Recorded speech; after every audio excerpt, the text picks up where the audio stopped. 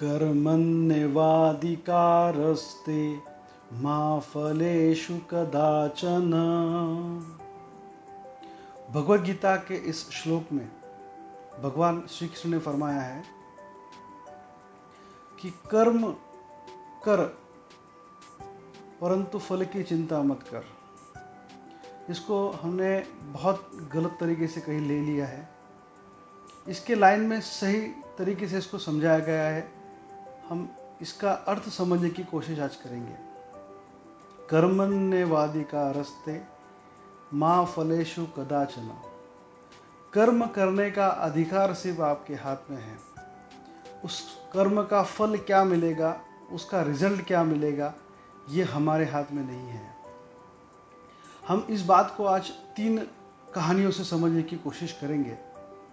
एक पुराने ज़माने की एक कहानी है जिसमें युद्ध के अंदर जिस समय भाला, तलवार और धनुष्य बाण से युद्ध लड़ा जाता था, उस समय की ये कहानी है। कहा जाता है कि यह युद्ध चीन के अंदर लड़ा जा रहा था। 2 सेनाएं अपने आमने सामने भिड़ी हुई थी। एक योद्धा ने अपने कमान से तीर निकाला और सामने वाले व्यक्ति को मारने के लिए उस तीर को उसने चलाया। जिस व्यक्ति को वो मारने के लिए तीर चलाया, वह व्यक्ति पैर से अपंग था। इस वजह से जब उस योद्धा ने तीर चलाया तो वो सामने वाले के कमर में जाके लगा। अब कमर में उस जगह जाके लगा जहाँ पर से उसके पैर की जिस पैर में अपंगत्व था, उस पैर को जाके लगी। उस नस को जाकर लगने की, उस पॉइंट पे जाके लगने के बाद उसका जो लकवा मारा हुआ पैर था वो ठीक हो गया।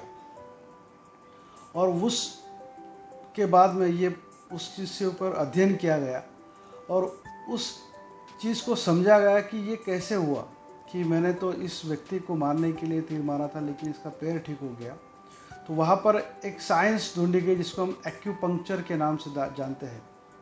उसके बाद में इस साइंस को पूरी तरह से आगे बढ़ाया गया। शरीर में 700 पॉइंट वहाँ पर ढूंढे गए और 700 पॉइंट के माध्यम से आज एक्यूपंक्चर की चिकित्सा वहाँ पर की जाती है। यहाँ इस कहानी का बताने का मकसद ये है कि योद्धा ने जो तीर चलाया था वो सामने वाले की जान लेने के लिए उसने तीर चलाया था, परंतु उसका जो रिजल्ट आया वो रिजल्ट आया कि उस तीर जहाँ लगा उसकी वजह से जो एक्यूपंक्चर का पॉइंट मिला, उसकी वजह से एक पूरी नया शास्त्र वहाँ बन गया। कर्म किया था लेकिन रिजल्ट जिस चीज़ के लिए कर्म किया था उसका रिजल्ट वो नहीं मिला, उसका रिजल्ट कोई अलग ही मिला। वैसे हम दूसरी कहानी यहाँ पर सुनते हैं। एक 10 साल का बच्चा एक कुएं में वो गिर गया। वहाँ पर से एक व्यक्ति गुजर रहा था। उस व्यक्ति ने देखा कि ये बच्चा डूब रहा है। उस व्यक्ति ने वहाँ पर छलांग लगाकर उस बच्चे को वहाँ पर बचाया। उस बच्चे ने आगे जाके 1 करोड़ लोगों की जान ली। वो व्यक्ति का नाम, उस बच्चे का नाम है हिटलर, एडोल्फ हिटलर। अब मेरा सवाल आपको ये है कि क्या उस व्यक्ति ने, जिस व्यक्ति ने उस बच्चे को, 10 साल के बच्चे को बचाया, उसने सही किया या गलत किया? सही मायने में उसने सही किया, परंतु उसको ये नहीं पता था कि ये 10 साल का बच्चा आगे जाके 1 करोड़ लोगों की जान लेने का कारण बनेगा। उस दिन उसकी जान चली जाती तो शायद 1 करोड़ लोग वहाँ बच जाते थे। तो अगेन इस कहानी का जो सारांश आता है कि कर्म जो होता है वो कर्म सिर्फ हमारे हाथ में होता है, फल हमारे हाथ में नहीं होता है। या तीसरी हम कहानी समझेंगे जिस कहानी के अंदर 2 व्यक्ति होते हैं। इस एक व्यक्ति को खेती के बारे में नॉलेज होता है, उसको ये पता होता है कि खेती कैसे की जाती है या पेड़ों को कैसे लगाया जाता है। और दूसरा व्यक्ति होता है जिसको पता नहीं होता है कि इसके बारे में कैसे करना है। तो जिस व्यक्ति को पता होता है कि उसको आम का पेड़ लगाना होता है, वो आम का पेड़ लगाने के लिए वहाँ पर खेत के अंदर जाता है, और खेत के अंदर जाने के बाद में 1.5 फीट का गड्ढा खोदता है। 1.5 फीट का गड्ढा खोदने के बाद में वहाँ पर खाद डालता है। खाद डालने के बाद में जो आम की जो गुठली है उस गुठली को बोता है, उसके ऊपर काली मिट्टी डालता है, वापस वहाँ पर खाद डालता है, और काली मिट्टी डाल के पानी डाल के वहाँ पर से वो निकल जाता है।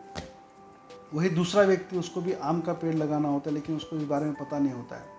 तो वो जाता है खेत के अंदर, वो खेत के अंदर जाता है, वो भी खड्डा खोदता है। खड्डा खोदने के बाद में उसको उसके अंदर आम की गुठली लगा देता है, और उसके अंदर उसको माटी ढक के थोड़ा पानी डाल के वो बाजू में पेड़ के नीचे जाके बैठ जाता है। बाजू में पेड़ के जाके बैठने के बाद में वो 2 घंटे के बाद में वापस उठ के आता है और देखता है कि मैंने जो गुठली बोई थी वो अभी तक उगी क्यों नहीं। इसलिए वो उसे लगता है कि मैंने कुछ बोने में गलती कर दी, इसलिए वो वापस उस चीज़ को, उस गड्ढे को खोद के देखता है कि गुठली सही से लगी है या नहीं लगी है। उसको जब ध्यान में आता है कि सही से लगी है, उसको वापस लगाता है, वापस मिट्टी डालता है और वापस पेड़ के नीचे जाके बैठ जाता है, और 4 घंटे के बाद में आके वही प्रक्रिया दोहराता है। उसके मन में शंका हो जाती कि मैंने सही किया है नहीं किया है। अब जिस व्यक्ति को ये पता नहीं कि हमें क्या कर्म करना है, तो उस व्यक्ति का काम है कि मुझे जो कर्म करना है उसके बारे में जानकारी लेके फिर उस कर्म को करना। जैसे ये जो दूसरा व्यक्ति था जिसको आम के पेड़ के बारे में लगाने के बारे में जानकारी नहीं थी, तो उसने वो जानकारी इकट्ठा करने की उन्हें तसदी नहीं उठाई, और बिना जानकारी उठाए उसने सीधा कर्म करने लग गया। तो तीसरी कहानी का जो अर्थ है, जो सारांश है, वो सारांश ये है कि हम जो कर्म करते हैं उस कर्म के करते समय हम उस कर्म को कैसे कर रहे हैं, उसके ऊपर उस चीज़ का रिजल्ट डिपेंड है। इसको थोड़ा विस्तार से मैं समझाना चाहूँगा। कर्म करते समय हम जो भी कार्य करते हैं उस कार्य का हमको पूर्णतः नॉलेज है या नहीं, इस बात को हमको समझना चाहिए, पहली बात। दूसरी बात, अगर हम उस चीज़ के बारे में हमको थोड़ा नॉलेज कम है या उसकी जानकारी हमको थोड़ी कम है, तो हमारा काम है कि उसके बारे में थोड़ी जानकारी और इकट्ठा करें। उसकी जो जानकार है, उसके बारे में जो समझने वाले हैं, उनसे चर्चा करें, उनसे बात करें और उस चीज़ के बारे में उस पूरी जानकारी लें।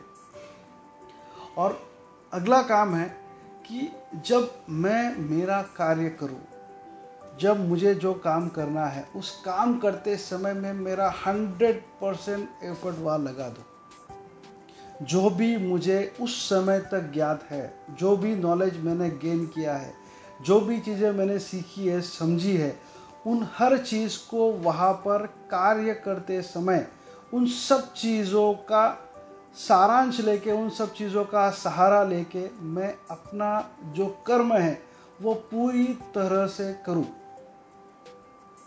और फल के लिए उस परमात्मा के ऊपर, परमपिता परमेश्वर के ऊपर श्रद्धा रख के उसको छोड़ दूं। जैसे उस पहले व्यक्ति ने किया, उसको ये पता था कि जब मैं गड्ढा खोदूंगा उस गड्ढे को 1.5 फुट का होना चाहिए, नीचे की जो लेयर है उसके अंदर मैंने खाद डालनी चाहिए, खाद के ऊपर मैंने बीज बोना चाहिए, उसके ऊपर काली मिट्टी डालनी चाहिए, फिर उसके ऊपर खाद डालना चाहिए, फिर पानी डालना चाहिए, फिर वापस काली मिट्टी डाल के वहाँ से वो चला गया। अब वहाँ से चला गया, इसका मतलब क्या, उसको पूरी जानकारी थी, उसको पूरी श्रद्धा थी कि जो मैंने कर्म किया है वह कर्म मैंने पूरी तरीके से, मैंने पूरे मेरे एफर्ट लगा के, जो मुझे जानकारी थी उस जानकारी को लगा के, उस सूझबूझ को समझ के मैंने उस कर्म को किया है। अब इसका जो रिजल्ट है वो 100% आने वाला है, लेकिन उसको समय लगेगा। वैसे ही हर व्यक्ति हर चीज़ को करते समय आपको ये ध्यान में रखना चाहिए कि आप जो भी कर्म कर रहे हो उसका रिजल्ट ज़रूर आएगा, उसको समय लगता है। सिर्फ आपको करना यह कि आप जो भी कार्य करते हैं उस कार्य को करते समय अपना 100% लगा कर उस कर्म को करें। कर्म के लिए जो भी चीज़ें ज़रूरी है, कर्म करने के लिए जो भी चीज़ें ज़रूरी है, उन चीज़ों को उसकी जानकारी लेना और उस जानकारी के आधार पर अपना कर्म करना, यही हमारा कर्तव्य है। यही सिद्धांत भगवद गीता के इस श्लोक में कहा गया है, कर्मण्येवाधिकार रस्ते माँ फलेषु कदाचन। आज के लिए इतना ही। जय हिंद, जय भारत।